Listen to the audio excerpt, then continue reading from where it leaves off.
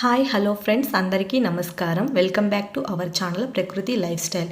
ఈరోజు మన recipe Rayalaseema special మునక్కాయ టమోటా ఎగ్ కర్రీ అండి. ఈ రెసిపీ ఎలా తయారు చేయాలో ఈ వీడియోలో చూద్దాం రండి. మొదటగా 2 మునక్కాయలు తీసుకొని ఇలా చిన్న చిన్నగా కట్ చేసుకోండి. అన్నీ కట్ చేసుకున్న తర్వాత ఒక ప్లేట్లోకి తీసుకోండి. తర్వాత 2 మీడియం సైజ్ ఆనియన్స్ తీసుకొని సన్నగా కట్ చేసుకోండి. ఇలా అన్నిటినీ కట్ చేసుకున్న తర్వాత 5 మీడియం సైజు టొమాటోస్ తీసుకొని సన్నగా కట్ చేసుకోండి. తర్వాత స్టవ్ ఆన్ చేసి బాండిల్ పెట్టుకొని అందులో కొంచెం ఆయిల్ వేయండి. ఆయిల్ వేడయ్యాక 1 స్పూన్ ఆవాలు, 1 స్పూన్ సోంపు, 1/2 స్పూన్ జీలకర్ర, కొంచెం కరివేపాకు వేసుకోవాలి.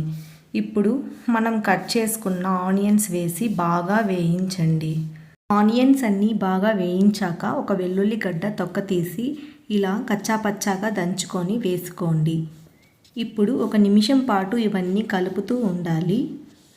తర్వాత మనం కట్ చేసుకున్న టమోటా అందులో వేసి 1 స్పూన్ ఉప్పు కూడా వేసి బాగా కలుపుకోవాలి.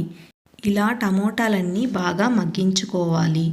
ఇక్కడ చూసిన విధంగా టమోటాలన్నీ బాగా సాఫ్ట్గా ఫ్రై అయిన తర్వాత ఇందులో 1 స్పూన్ పసుపు, 1 స్పూన్ మిరపపొడి, 1 స్పూన్ ధనియాల పొడి వేసి బాగా కలుపుకోండి.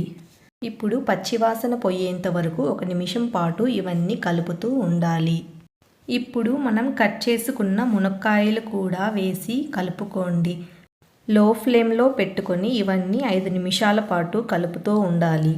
తర్వాత 2 గ్లాసులు నీళ్లు పోసుకొని మీడియం ఫ్లేమ్లో 10 నిమిషాలు ఉడికించండి.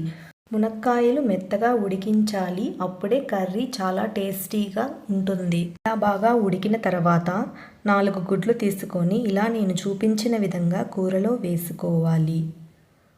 అంతా వేసుకున్న తర్వాత గరిటెతో కలపకుండా అలాగే 5 నిమిషాలు ఉడకనివ్వాలి. గుడ్లన్నీ ఉడికిన తర్వాత ఇప్పుడు ఒక్కొక్కటిగా తిప్పించి ఉడికించుకుందాం. 2 నిమిషాల తర్వాత స్టవ్ ఆఫ్ చేసుకొని పక్కన పెట్టుకుందాం. అంతే, ఎంతో సింపుల్గా ఈజీగా ఈ రెసిపీని తయారు చేసుకోవచ్చండి.